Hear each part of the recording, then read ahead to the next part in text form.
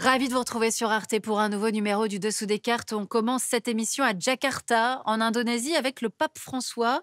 Nous sommes en septembre 2024 et le chef des catholiques a choisi le plus grand pays musulman au monde comme première étape de sa tournée en Asie du Sud-Est. Pourquoi? Eh bien parce que l'Indonésie est un carrefour interreligieux. Son histoire l'a amené à accueillir des hindouistes, puis des bouddhistes, puis des musulmans, sans oublier des chrétiens avec la colonisation portugaise puis néerlandaise. Le dialogue interreligieux, c'est l'un des grands messages du pape François, lequel nous a donné l'idée d'aller revisiter l'histoire de ces papes diplomates dont il ne faut jamais oublier qu'ils sont aussi des chefs d'État. Un État certes minuscule, le Vatican, mais puissant diplomatiquement, vous allez voir. Sortons nos cartes.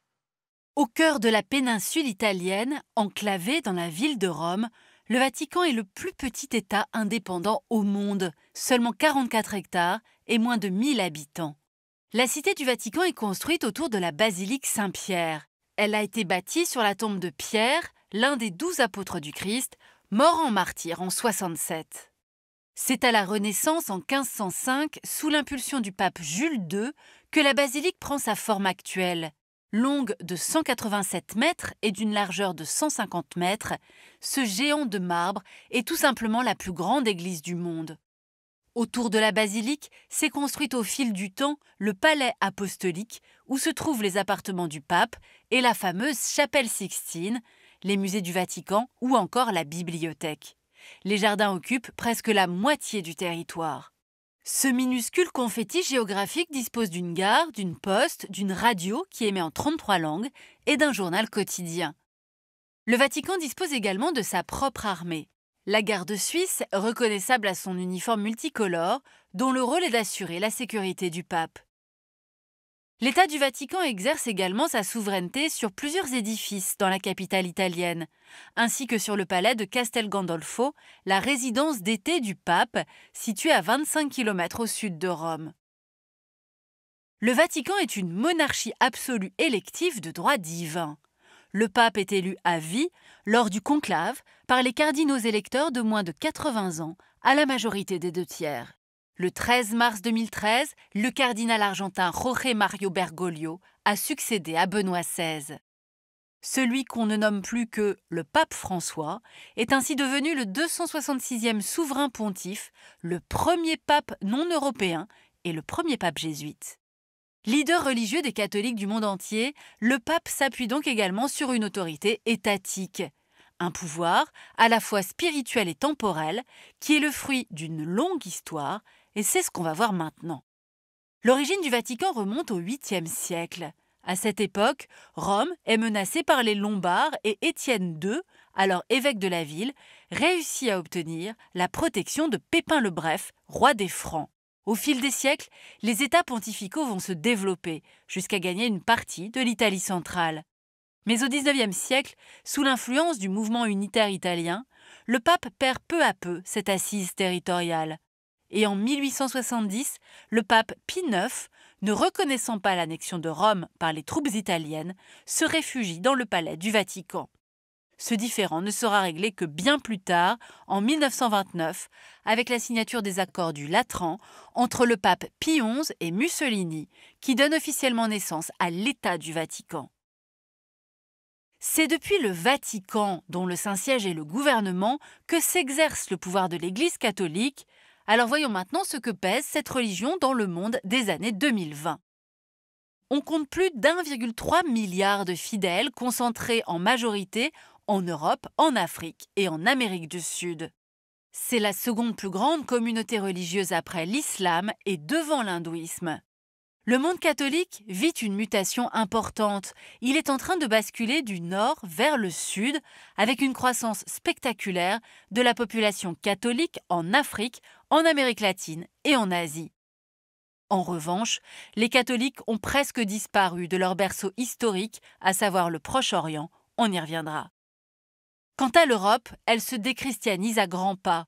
Comme tous les pays occidentaux, elle est confrontée à un fort mouvement de sécularisation qui remet en cause la place de l'Église et de ses valeurs traditionnelles.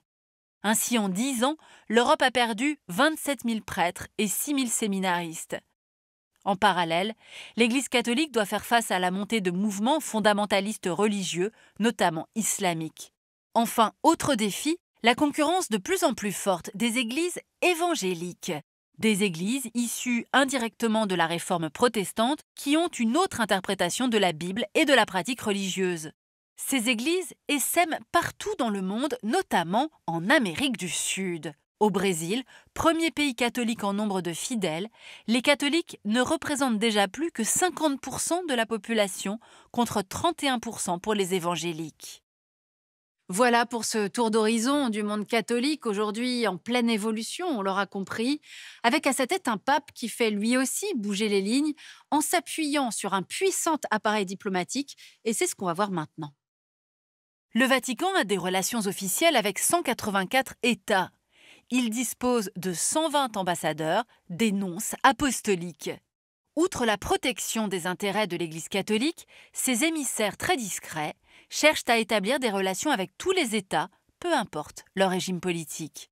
Ainsi, seuls 13 pays n'entretiennent pas de relations diplomatiques avec le Vatican, dont l'Arabie saoudite, l'Afghanistan ou la Chine. Le Saint-Siège est également représenté auprès d'institutions internationales telles l'ONU ou le Haut-Commissariat aux réfugiés. L'Église romaine peut aussi compter sur quelques 5300 évêques, 400 000 prêtres, d'organisations catholiques et d'ordres religieux pour l'informer des mutations en cours, ce qui fait du Vatican l'un des endroits les mieux renseignés au monde. Dépourvu d'intérêts politiques ou militaires classiquement attribués aux chefs d'État, le pape, apôtre de la paix, agit traditionnellement comme médiateur pour régler des différends entre États. Alors arrêtons-nous maintenant sur quelques exemples. À la fin du XVe siècle, c'est sous la surveillance du pape Alexandre VI que les royaumes espagnols et portugais se sont partagés les zones d'influence dans le Nouveau Monde, dessinant ainsi la géographie de leur future conquête. À l'est de cette ligne de démarcation, tout revient au Portugal, à l'ouest, à l'Espagne. Autre exemple de médiation papale au XXe siècle, cette fois, en 1979, l'intervention de Jean-Paul II qui a permis de délimiter la frontière maritime entre le Chili et l'Argentine dans le canal Beagle et d'empêcher le recours aux armes entre les deux États catholiques. 2014, c'est cette fois le pape François qui a joué un rôle primordial dans le rapprochement historique entre Cuba et les États-Unis. En 2015, c'est en Colombie que l'implication de l'Église locale, épaulée par Rome, a contribué à faire aboutir le long processus de paix entre les FARC et le gouvernement colombien. Artisans de la paix, Jean-Paul II et le pape François sont deux souverains pontifes dont la personnalité, l'activisme et la vision du monde ont marqué la diplomatie vaticane, et c'est ce qu'on va voir maintenant. Entre 1979 et 2005, Jean-Paul II a effectué pas moins de 130 voyages sur les 5 continents. Fin communicant, son pontificat a été marqué par sa croisade idéologique contre le communisme.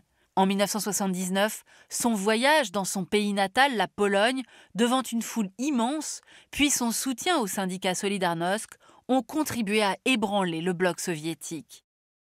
Le pape François, lui, incarne aussi une image très politique du Vatican sur la scène internationale.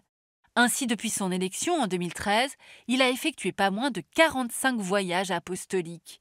En septembre 2024, il a notamment entrepris le plus long périple de son pontificat en Asie du Sud-Est.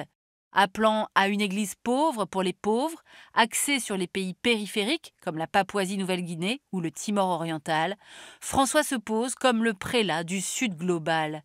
Ce concept en vogue dans les pays autrefois dits du tiers-monde, qui refusent de s'aligner sur les grandes puissances du XXe siècle. Dans cette volonté de décentrer l'Église romaine de l'Europe, ces prises de position vont parfois à l'encontre de la diplomatie européenne. Exemple, l'invasion russe de l'Ukraine. Il a été reproché à François d'avoir tardé à dénoncer l'agresseur russe et d'avoir critiqué trop ouvertement le rôle de l'OTAN. 2018, autre singularité diplomatique du pape François, il entreprend de tendre la main à la Chine et de parrainer la signature d'un accord entre le Saint-Siège et le Parti communiste afin de nommer ensemble les évêques chinois. Un pari risqué, alors que l'Église catholique et ses quelques 14 millions de fidèles en Chine restent persécutés dans l'Empire du Milieu. Promoteur du dialogue interreligieux, la priorité du pape François, c'est aussi la défense des chrétiens d'Orient. Une cause qu'il a amenée plusieurs fois dans des pays musulmans, en 2019 aux Émirats arabes unis ou en 2021 en Irak, pays où il ne resterait plus que 400 000 chrétiens, soit 1% de la population irakienne. Ils étaient encore 1 300 000 en 2003.